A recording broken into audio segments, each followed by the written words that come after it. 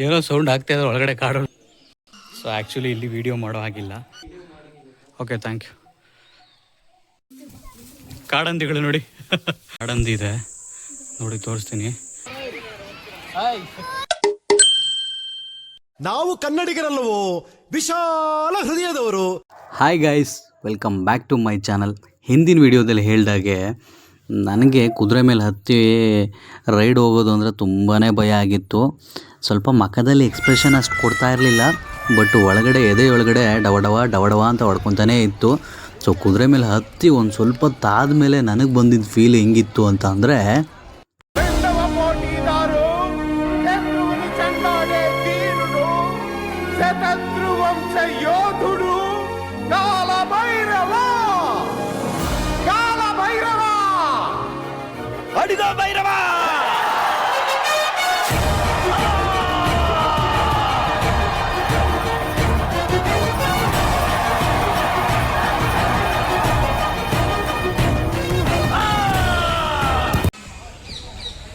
Actually time ಇವಾಗ 5 ಗಂಟೆ ಆಗಿದೆ. ಸೊ ಬೇಗ ಬಂದಿದ್ರೆ ಅಲ್ಲಿ ಮರಳ ಮೇಲೆ ನಡ್ಕೊಂಡು ದೇವಸ್ಥಾನಕ್ಕೆ ಹೋಗ್ಬೋದಾಗಿತ್ತು. ಸೊ ಈಗ 5 ಗಂಟೆ ಆಗಿರೋದ್ರಿಂದ ಇಲ್ಲಿ ಪಾರ್ಕಿಂಗಲ್ಲಿ ಎತ್ತಬೇಕು ಮತ್ತು 6 ಗಂಟೆ ಕ್ಲೋಸ್ ಮಾಡ್ತಾರೆ. ಸೊ ಹಂಗಾಗಿ ನಾವು ಕಾರ್ ತೊಗೊಂಡೆ ಮೇನ್ ದೇವಸ್ಥಾನಕ್ಕೆ ಹೋಗ್ತಾಯಿದ್ದೀವಿ. ಹಿಂಗೆ ಹೋದರೆ ಈ ಕಡೆ ಲೆಫ್ಟ್ಗೆ ಹೋದರೆ ಒಂದು 2 ಕಿಲೋಮೀಟ್ರು ಹೋಗ್ಬೇಕಂತೆ, ಮರಳಲ್ಲಿ ನಡ್ಕೊಂಡು ಹೋಗ್ಬೋದು. ಸೊ ಟೈಮ್ 5 ಗಂಟೆ ಆಗಿರೋ ಕಾರಣ ಇವಾಗ 5:15 ಕ್ಲೋಸ್ ಮಾಡ್ತಾರೆ. ಸೊ ನಾವು ಅದಕ್ಕೆ ಹಿಂಗೆ ಕಾರಲ್ಲೇ ಮೇಲೆ ದೇವಸ್ಥಾನಕ್ಕೆ ಹೋಗಿ ಅಲ್ಲಿಂದ ಆದರೆ ಆ ದೇವಸ್ಥಾನಗಳನ್ನು ತೋರ್ಸೋಕ್ಕೆ ಟ್ರೈ ಮಾಡ್ತೀನಿ. ಯಾಕಂದರೆ ಆಲ್ಮೋಸ್ಟ್ ನಿಮಗೆ ತಲಕಾಡು ಬಗ್ಗೆ ಎಲ್ರಿಗೂ ಗೊತ್ತಿರುತ್ತೆ ನೋಡಿ. ಹಿಂಗೆ ಹೋಗಬೇಕು, ಈ ದಾರಿಲಿ ಹೋದರೆ ಮರಳಲ್ಲಿ ಹೋಗ್ತೀವಿ. ಸೊ ಎಲ್ಲ ಜನಕ್ಕೂ ತಲಕಾಡು ಬಗ್ಗೆ ಗೊತ್ತಿರುತ್ತೆ. ಸೊ ಗೊತ್ತಿಲ್ಲ ಅಂತ ಅಂದರೆ, ಸೊ ಏನಪ್ಪ ಅಂತಂದರೆ ತಲಾ ಮತ್ತು ಕಾಡು ಅಂತ ಒಂದಿಬ್ಬರು ರಾಕ್ಷಸರು ಇರ್ತಾರಂತೆ. ಸೊ ಅವ್ರ ಹೆಸ್ರನ್ನೇ ಇಲ್ಲಿ ತಲಾ ಕಾಡ ಅಂತ ಇರ್ತಾರಂತೆ.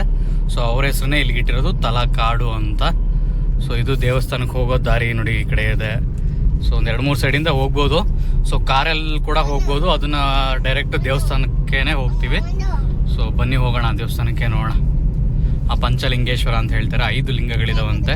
ಸೊ ಮೇಲೆ ಹೋದರೆ ದೇವಸ್ಥಾನ 5 ಲಿಂಗಗಳನ್ನ ಕವರ್ ಮಾಡೋಕ್ಕಾಗುತ್ತೋ ಇಲ್ಲೋ ಗೊತ್ತಿಲ್ಲ, ಬಟ್ ನೋಡೋಣ. ಒಂದು ಕಾಲದಲ್ಲಿ ಗಂಗರು, ಚೋಳರು ಇವರೆಲ್ಲ ರಾಜ್ಯಭಾರ ಮಾಡಿದಂಥ ನಾಡಿದು. ಈ ತಲಕಾಡುನ ಇನ್ನೊಂದು ಹೆಸರಿಂದನೂ ಕರೀತಾರೆ, ಅದೇ ಆನೆಕಾಡು ಅಂತಲೂ ಕೂಡ ಕರೀತಾರೆ. ಈಗ ನೀವೇನು ನೋಡ್ತಾ ಇದ್ದೀರಲ್ಲ ಈ ದೇವಸ್ಥಾನ, ಇದು ವೈದ್ಯನಾಥೇಶ್ವರ ದೇವಸ್ಥಾನ ಅಂತ. ಈ ದೇವಸ್ಥಾನಕ್ಕೆ ವೈದ್ಯೇಶ್ವರ ಅಂತ ಹೇಗೆ ಹೆಸರು ಬಂತು ಅಂತ ನೋಡೋದಾದರೆ, ಒಂದು ಟೈಮಲ್ಲಿ ಆಕಸ್ಮಿಕವಾಗಿ ಕೊಡಲಿ ತಾಗ್ಬಿಡುತ್ತೆ ಲಿಂಗಕ್ಕೆ. ಸೊ ಆ ಲಿಂಗದಿಂದ ಕೊಡಲಿ ತಾಗಿದ ತಕ್ಷಣ ರಕ್ತ ಚಿಮ್ಮಿ ಆಚೆ ಬರೋಕ್ಕೆ ಸ್ಟಾರ್ಟ್ ಆಗುತ್ತೆ. ಆಗ ಎಲ್ಲರೂ ಏನು ಮಾಡೋದು ಅಂತ ಯೋಚನೆ ಮಾಡ್ತಾ ಇದ್ದಾಗ, ಲಿಂಗ ಸ್ವತಃ ತನ್ನ ಗಾಯವನ್ನು, ರಕ್ತವನ್ನು ತಾನೇ ವಾಸಿ ಮಾಡಿಕೊಳ್ಳುತ್ತೆ. ಅದನ್ನು ನೋಡಿ ಜನ ಎಲ್ಲರೂ ಇದನ್ನು ವೈದ್ಯನಾಥೇಶ್ವರ ಅಂತ ಕರೆಯೋಕ್ಕೆ ಸ್ಟಾರ್ಟ್ ಮಾಡ್ತಾರೆ. ಇದು ಇಲ್ಲಿನ ವೈದ್ಯನಾಥೇಶ್ವರನ ಸ್ಪೆಷಲ್ಲು, ಅಂದರೆ ಈ ದೇವರನ್ನ ಡಾಕ್ಟ್ರಿಗೆ ಹೋಲಿಕೆ ಮಾಡ್ತಾರೆ. ಸೊ ಇದೇ ಈ ವೈದ್ಯನಾಥೇಶ್ವರ ಸ್ವಾಮಿಯ ಪವಾಡ. ಹಾಗೆ ಇಲ್ಲಿನ ನಂಬಿಕೆ ಏನಪ್ಪ ಅಂತ ಅಂದರೆ, ಯಾವುದೇ ಕಾಯಿಲೆ ಆಗಿರ್ಬೋದು, ಏನೇ ಪ್ರಾಬ್ಲಮ್ ಆಗಿರ್ಬೋದು ಆರೋಗ್ಯ ವಿಚಾರದಲ್ಲಿ, ಸೊ ಇಲ್ಲಿ ದೇವಸ್ಥಾನಕ್ಕೆ ಒಂದು ಟೈಮ್ ಬಂದು ಹೋದರೆ ಆ ಕಾಯಿಲೆ ಎಲ್ಲನೂ ವಾಸಿ ಆಗುತ್ತೆ ಅನ್ನೋದೇ ಇಲ್ಲಿನ ನಂಬಿಕೆ.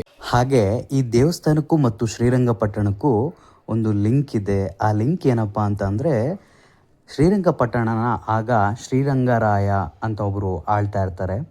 ಅವರ ಹೆಂಡತಿನೇ ಅಲ್ಮೇಲಮ್ಮ. ಸ್ವಲ್ಪ ಹೆಂಟ್ ಗೊತ್ತಾಗಿರ್ಬೋದು ನಿಮಗೆ. ಇಲ್ಲಿನ ಮರಳು ಕತೆಗೆ ಅದಕ್ಕೆಲ್ಲನೂ ಅಲ್ಮೇಲಮ್ಮ ಅವರೇ ಕಾರಣ, ಅವರಿಟ್ಟ ಶಾಪನೇ ಕಾರಣ. ಅದ್ರ ಬಗ್ಗೆನೂ ಹೇಳ್ತೀನಿ, ಬನ್ನಿ ಹೇಳ್ತಾ ಹೋಗ್ತೀನಿ. ಇನ್ನು ಕತೆಗೆ ಬರೋದಾದರೆ, ಆಗ ವಿಜಯನಗರ ಅರಸರು ಆಳ್ತಿದ್ದ ಕಾಲ ಅದು. ಆ ವಿಜಯನಗರ ಸಾಮ್ರಾಜ್ಯವನ್ನು ತುಂಬ ವಿಸ್ತಾರವಾಗಿ ವಿಸ್ತರಿಸ್ಕೊಂಡು ಆಳ್ವಿಕೆ ಮಾಡ್ತಾ ಇರ್ತಾರೆ. ಹೀಗಾಗಿ ಆದರೆ ಶ್ರೀರಂಗಪಟ್ಟಣ ಮಾತ್ರ ಆಳಕ್ಕಾಗ್ತಾ ಇರಲ್ಲ. ಯಾಕಂತ ಅಂತಂದರೆ ಅಲ್ಲಿ ಶ್ರೀರಂಗರಾಯ ಅಂತ ಒಬ್ಬ ರಾಜ ಇರ್ತಾನೆ, ಅವರು ವಾಸಿಸ್ತಾ ಇರ್ತಾರೆ. ಅವರು ಶ್ರೀರಂಗಪಟ್ಟಣ ಆಳ್ವಿಕೆ ಮಾಡ್ತಾ ಇರ್ತಾರೆ. ಅವರ ಹೆಂಡತಿ ಅಲಮೇಲು ಜೊತೆ ಅವರು ಆಳ್ವಿಕೆ ಮಾಡ್ತಾ ಇರ್ತಾರೆ. ಆಗ ಒಂದು ದಿನ ಶ್ರೀರಂಗರಾಯನಿಗೆ ಒಂದು ಬೆನ್ನು ಪಣಿ ರೋಗ ಅಂತ ಬರುತ್ತೆ.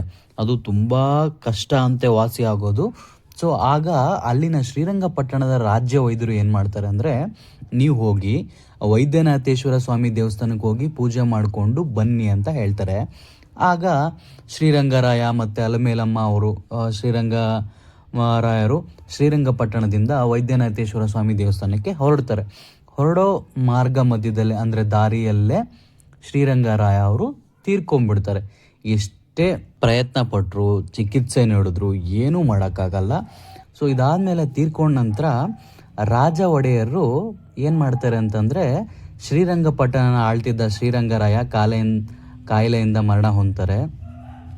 ಈ ಸಂದರ್ಭನ ಉಪಯೋಗಿಸ್ಕೊಂಡು ಮೈಸೂರಿನ ರಾಜ ಒಡೆಯರವರು ಶ್ರೀರಂಗಪಟ್ಟಣವನ್ನು ಆಕ್ರಮಿಸ್ಕೊಳ್ತಾರೆ. ಆಗ ಶ್ರೀರಂಗರಾಯನ ಪತ್ನಿ ಅಲಮೇಲಮ್ಮ ತಲಕಾಡಿನ ಪಕ್ಕದಲ್ಲಿರುವ ಮಾಲಂಗಿ ಗ್ರಾಮದಲ್ಲಿ ಹೋಗಿ ನೆಲೆಸ್ತಾಳೆ. ಅಲಮೇಲಮ್ಮ ಅವ್ರ ಹತ್ರ ಒಂದು ಅತ್ಯಮೂಲ್ಯವಾದ ಒಂದು ಮೂಗುತಿ ಮತ್ತು ತುಂಬ ಒಡವೆಗಳಿರ್ತವೆ. ಆ ಒಡವೆಗಳನ್ನ ಹೇಗಾದರೂ ಮಾಡಿ ರಾಜರು ವಶಪಡಿಸ್ಕೊಬೇಕು ಅಂತ ಹೇಳಿಬಿಟ್ಟು ಅಲಮೇಲಮ್ಮ ಅವ್ರ ಹತ್ರ ಸೈನಿಕರನ್ನ ಕಳಿಸ್ತಾರೆ. ಆಗ ಸೈನಿಕರಿಗೆ ಅಲಮೇಲಮ್ಮ ಅವರು ಒಡವೆ ಕೊಡೋಕ್ಕೆ ನಿರಾಕರಿಸಿದಾದ್ಮೇಲೆ ಸೈನಿಕರು ಬಲವಂತ ಮಾಡಿದಾಗ ಅಲಮೇಲಮ್ಮ ಅವರು ಏನು ಮಾಡ್ತಾರೆ, ತಲಕಾಡಿನ ಕಾವೇರಿ ನದಿ ಇದೆಯಲ್ಲ, ಆ ನದಿ ಹತ್ರ ಓಡೋಗಿ ಅಂದರೆ ಮೂರು ಶಾಪಗಳನ್ನ ಕೊಡ್ತಾರೆ. ಒಂದು, ತಲಕಾಡು ಮರಳಾಗಲಿ, ಮಾಲಂಗಿ ಮಡುವಾಗಲಿ, ಮೈಸೂರು ರಾಜರಿಗೆ ಮಕ್ಕಳಾಗದೇ ಇರಲಿ ಅಂತ ಹೇಳ್ಬಿಟ್ಟು ಶಾಪ ಕೊಡ್ತಾರೆ. ಆ ಶಾಪ ಕೊಟ್ಟಾದಮೇಲೆ ಅಲಮೇಲಮ್ಮ ಅವರು ನದಿಗೆ ಹಾರಿಬಿಟ್ಟು ಅವರು ಪ್ರಾಣನ ತ್ಯಜಿಸ್ತಾರೆ. ಸೊ ಅದಾದ ನಂತರ ತಲಕಾಡು ಮರಳಾಗುತ್ತೆ, ಮಾಲಂಗಿ ಮಡುವಾಗುತ್ತೆ. ಅಂದರೆ ಮಾಲಂಗಿ ಅಂತ ಒಂದು ಎಲ್ಲಿ ನೆಲೆಸಿರ್ತಾರಲ್ಲ ಅಲ್ಲಿ ಆ ನೀರಲ್ಲಿ ಸುಳಿ ಆಗುತ್ತೆ. ಅದಾದ ನಂತರ ಮೈಸೂರು ರಾಜರಿಗೆ ಮಕ್ಕಳಾಗಲ್ಲ. ಸೊ ಇವತ್ತಿಗೂ ಕೂಡ ಯದುವೀರ ರಾಜ ಅವರು ಕೂಡ ಮೈಸೂರು ರಾಜ ಅವರು ದತ್ತು ತಗೊಂಡಿರೋದು ಅಂತಲೇ ಹೇಳ್ತಾರೆ.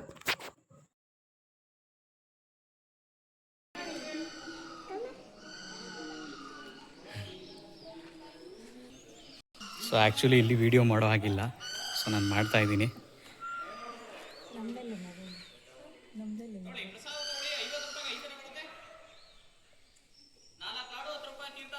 ತುಂಬ ಚೆನ್ನಾಗಿದೆ ದೇವಸ್ಥಾನ.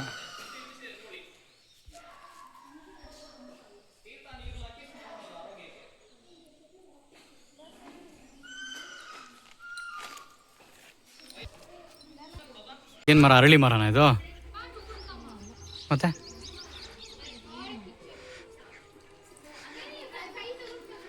ಬಿಲ್ಪತ್ರೆ.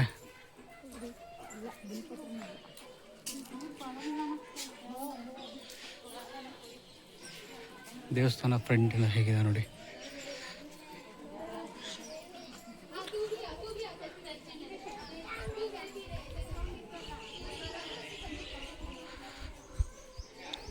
ಈ ಮರಳಲ್ಲಿ ನಡೆಯೋದು ಸ್ವಲ್ಪ ಕಷ್ಟನೇ.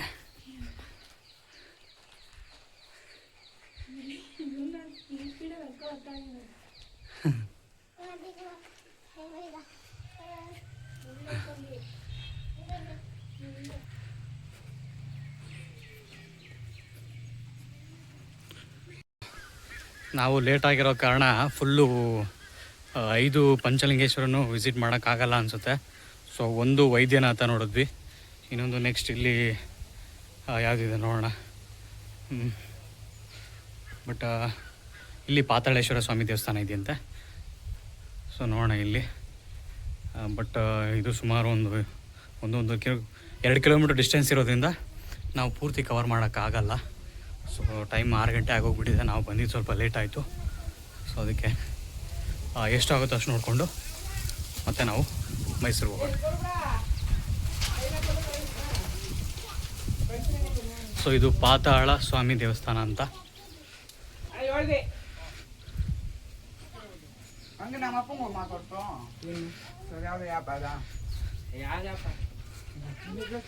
ಇದು ಎಂಟ್ರೆನ್ಸು. ಪೂಜೆ ಸಂಬಂಧಗಳು ಈ ಕಡೆ ಮಾತ್ರ ನಿಮಗೆ ಪೂಜೆ ಸರ್ಪದೋಷ ನಾಗದೋಷದ ಪರಿಹಾರ ಆಗುತ್ತೆ. ಪೂಜೆ ಮಾಡಿಸಿ ಸರ್. ಮರಳಿಂದ ಮುಚ್ಕೊಳ್ಳೋ ಟೆಂಪಲ್ ಇದೆ. 5 ಲಿಂಗಗಳಿದೆ. ನೀವೇ ಆರತಿ ಮಾಡ್ಬೋದು. ದೀಪ ಇದೆ, ದೀಪ ಕೊಡ್ತೀನಿ. ಇದು ಒಂದು ವೈದ್ಯನಾಥೇಶ್ವರ, ಒಂದು ಇದು ಎರಡನೇದು ಓಕೆ. Next Maraleshwara okay. ಒಂದು ಕೀರ್ತಿ ನಾರಾಯಣ ಓಕೆ. ಒಂದು ಚೌಡೇಶ್ವರ ಸಿಗುತ್ತೆ. ಹಂಗೆ ನಿಮ್ಮ ವೈದ್ಯನಾಥೇಶ್ವರ ಗಾಡಿ ಪಾರ್ಕ್ ಮಾಡಿ ಅಲ್ಲಿಗೆ ಮತ್ತೆ ಬರ್ಬೋದಲ್ವಾ? ಓಕೆ. ಈ ಕಡೆಗೆ ಹೋದ್ರೆ ಕಾವೇರಿ ನದಿ. ಅದೇ ಕಾವೇರಿ ನದಿ ನೋಡ್ಕೊಂಡ್ ಬಂದ್ವಿ. ಸರಿ, ಈ 5 ಲಿಂಗಗಳ ಬಗ್ಗೆ ನಿಮ್ಗೆ ಏನಾದ್ರು ಗೊತ್ತಾ, ಹೇಗಾಯ್ತು ಏನು ಅಂತ?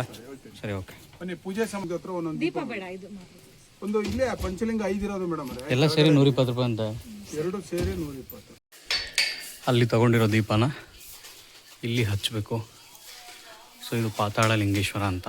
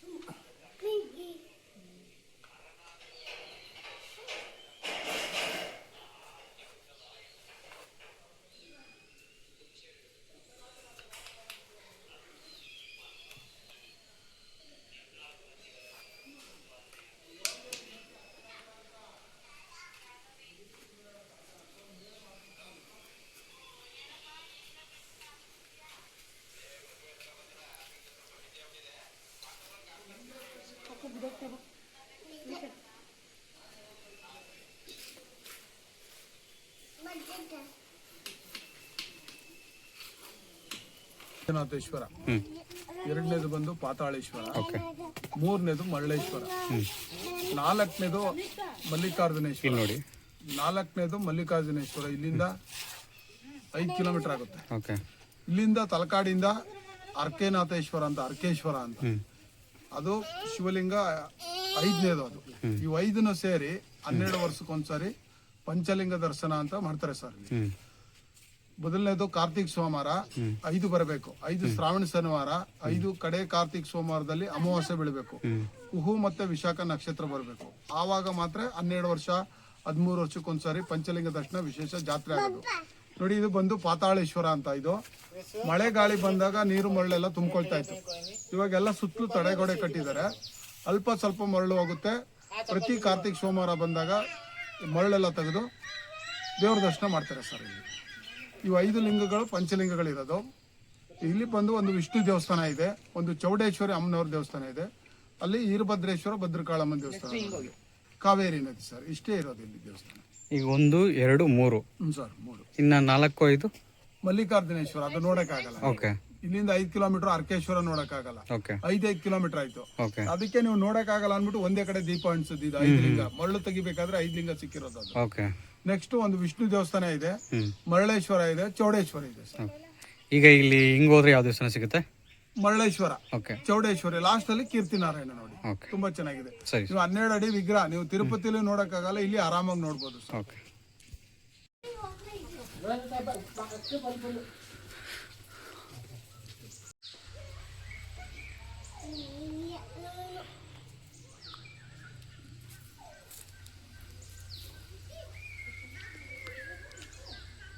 ಇದು ಪಾತಾಳ ಲಿಂಗೇಶ್ವರ ಅಂತ. ಸೊ ನೆಕ್ಸ್ಟ್ ಹೋಗ್ತಾ ಇರೋದು ನಾವು ಮರಳೇಶ್ವರ ಅಂತ. ಬನ್ನಿ ಹೋಗೋಣ. ಕಾಡಂದಿಗಳು ನೋಡಿ.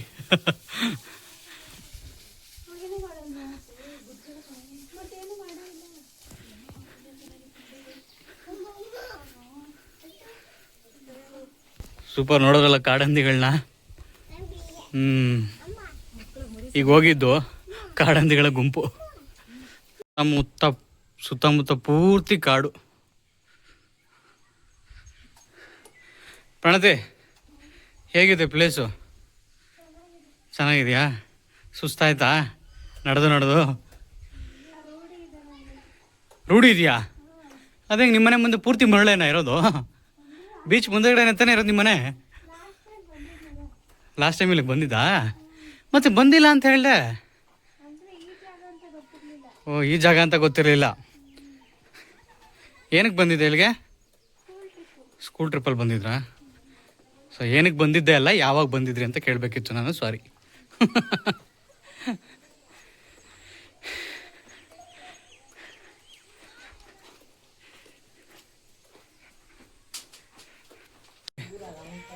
ನಾವು ಬರೋಷ್ಟರಲ್ಲಿ ಮುರುಳೇಶ್ವರ ಟೆಂಪಲ್ ಕ್ಲೋಸ್ ಆಗಿಬಿಟ್ಟಿದೆ. ಹಾಂ, ಮರಳೇಶ್ವರ ಇದೆ ಆ ಟೆಂಪಲ್ಲು. ಸೊ ಕ್ಲೋಸ್ ಆಗಿಬಿಟ್ಟಿದೆ. ಅಲ್ಲೊಂದು ದೀಪ ಉರಿತಾ ಇದೆ ನೋಡಿ. ಇದೇ ಮರಳೇಶ್ವರ ಸ್ವಾಮಿ ದೇವಸ್ಥಾನ. ನೆಕ್ಸ್ಟ್ ಯಾವ ದೇವಸ್ಥಾನ?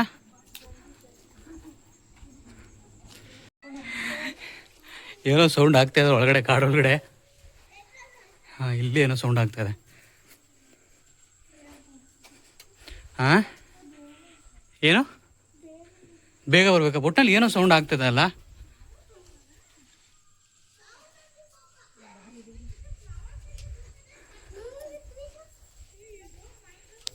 ಏನೂ ಇಲ್ಲ ಅನಿಸುತ್ತೆ.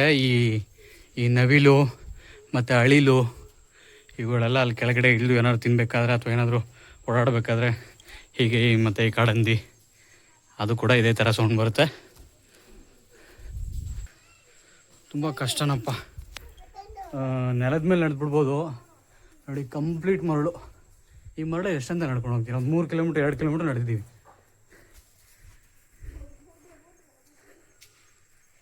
ಚೆನ್ನಾಗಿದೆ.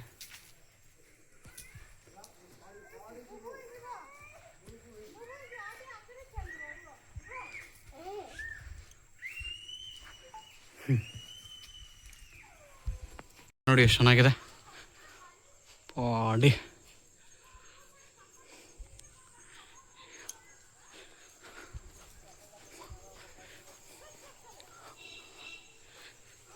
ಏನಿದೆ ನೋಡಿ ಮರ ಇದು.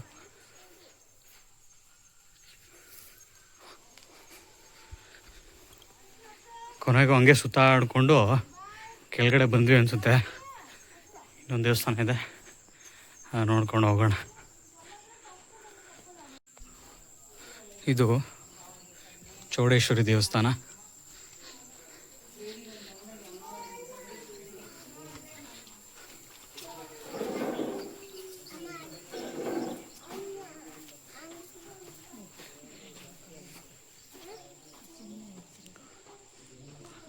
ഇവിടെ ಕ್ಯಾಮ್ರಾ ಅಲೌಡ್ ಇಲ್ಲ, ಬಟ್ ಇಲ್ಲಿಂದ ತೋರ್ಸೋಕ್ಕೆ ಟ್ರೈ ಮಾಡ್ತೀನಿ.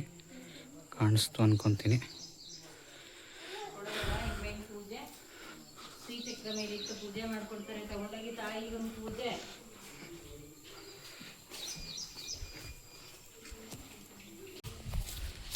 ಕೀರ್ತಿ ನಾರಾಯಣ ಸ್ವಾಮಿ ದೇವಸ್ಥಾನ. ಓ, ನಾವು ಅಲ್ಲಿಂದ ನೋಡಿದ್ದು ಅದನ್ನೇ.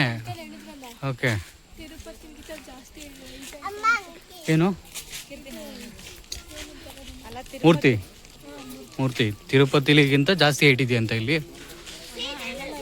ಮತ್ತೆ ಅಂದರೆ ತಿರುಪತಿಗೆ ಹೋದಷ್ಟೇ ಪುಣ್ಯ, ಇಲ್ಲಿ ಕೀರ್ತಿ ನಾರಾಯಣ ದೇವಾಲಯಕ್ಕೆ ಬಂದರೆ ಸೊ ಅಷ್ಟೇ ಪುಣ್ಯ ಸಿಗುತ್ತಂತೆ. ಹಾಂ, ಹೋಗೋಣ ಬನ್ನಿ, ಲಾಸ್ಟಿಗೆ ನೋಡ್ಕೊಂಡು ಹೋಗೋಣ.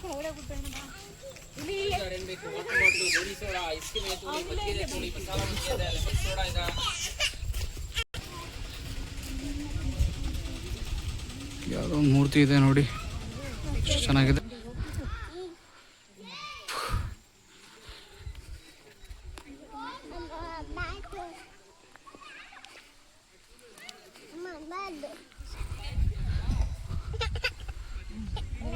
ಒಂದೊಂದು ದೇವಸ್ಥಾನ ಎಷ್ಟು ಚೆನ್ನಾಗಿದೆ ಅಲ್ಲ.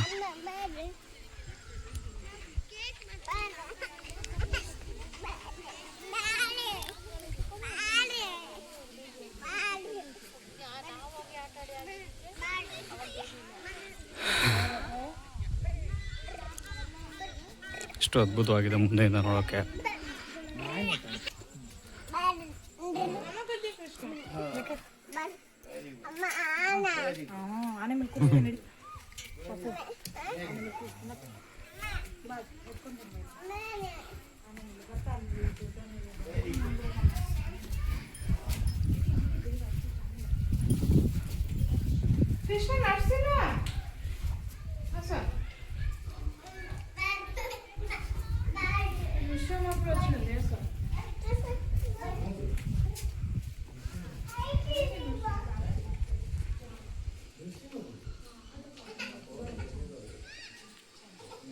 ನಾವು ಆವಾಗಲೇ ಆ ಕಡೆಯಿಂದ ಮೇಲೆಯಿಂದ ಬಂದಿದ್ದು ಹಿಂಗೆ. ಸೊ ಇದು ಲಾಸ್ಟ್ ದೇವಸ್ಥಾನ. ಒಳಗಡೆ ಮೂರ್ತಿನ ವಿಡಿಯೋ ಶೂಟ್ ಮಾಡೋಂಗಿಲ್ಲ, ಸೊ ಅದಕ್ಕೆ ನಾನು ಇಲ್ಲಿ ಸ್ಟಾಪ್ ಮಾಡ್ತಾಯಿದ್ದೀನಿ.